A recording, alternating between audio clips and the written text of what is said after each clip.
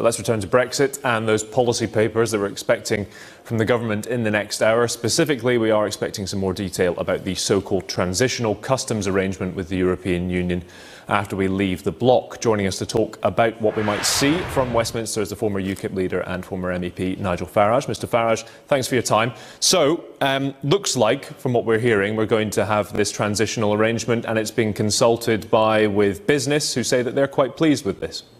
Well, big business will be. I mean, the CBI and others, organisations who, of course, years ago wanted us to join the euro, wanted us to vote to stay part of the European Union, they'll be very happy this morning, because what the government has said is that actually we're going for a period of 2 or 3 years, or who knows, perhaps even longer. We're going to stay part of the customs union. We're going to have the European Court of Justice to continue to rule. We're going to go on paying money. And, of course, we're going to continue with the free movement of people. And whatever the views of big business on this, remember, we had a referendum. We voted to leave. We did not vote for transitional arrangements. And I see the government in this. I see this as dither, delay, a lack of decisive leadership, and this is lowering our standard, our standing with the rest of the world.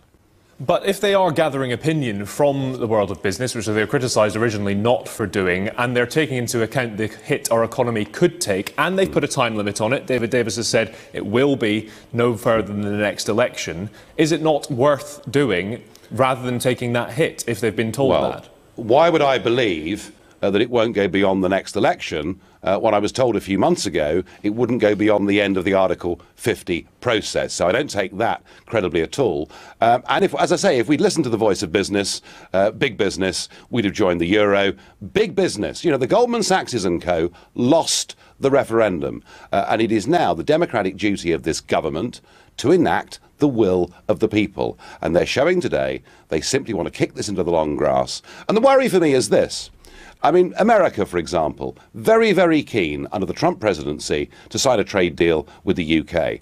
On the current timetabling that's been proposed today, President Trump would be nearing the end of his second term as president before we were able to enact a trade deal. And I think the message is to the rest of the world, Britain actually isn't serious. It's not open for business for many years to come. So if we were to not have this transitional arrangement and come out 2019 so that we could strike trade deals with the likes of America, that gives us 17 months to set up a new customs arrangement and things like that. Is that enough time to then strike new trade deals with no arrangement in terms of free and open borders for us?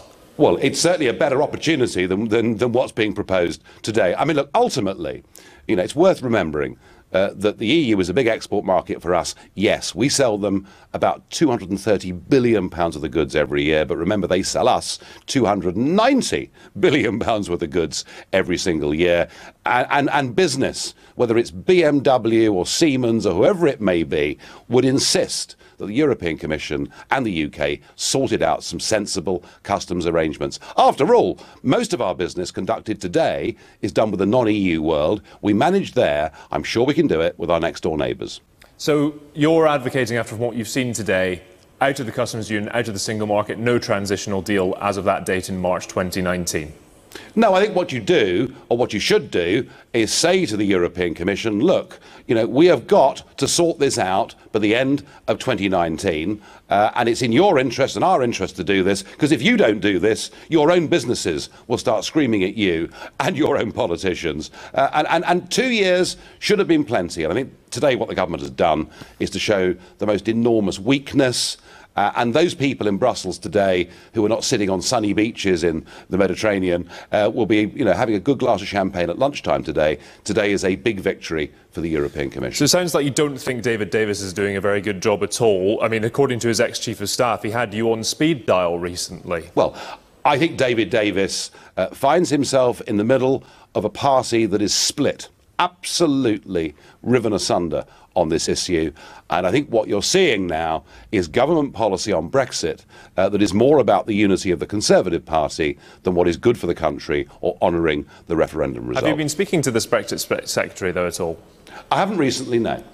OK, final question while we've got you. Seems like there's going to be a movie made of the Brexit process. Hearing rumours that you may well be played by Benedict Cumberbatch or Kevin Spacey.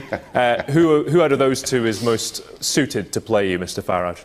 Well, look, it's August. And, you know, it's the silly season and stories like this are great fun. I've no idea whether this is going to be a film or not. It may be. And if it is, I will audition to play myself because I think I'm quite good at it. Is it going to have a happy ending, Brexit the movie? Well, Brexit the movie will have a very happy ending if we have a government that actually believes in this country and knows what a strong hand we've got in these negotiations, and see how many people around the world want to embrace us. And what we've done today is to say to the broader world, we're not going to be open for business for many years to come. Nigel Farage, thanks for your time. Thank you. Little secret. Angela Merkel, in private, is even more miserable than she appears to be in public.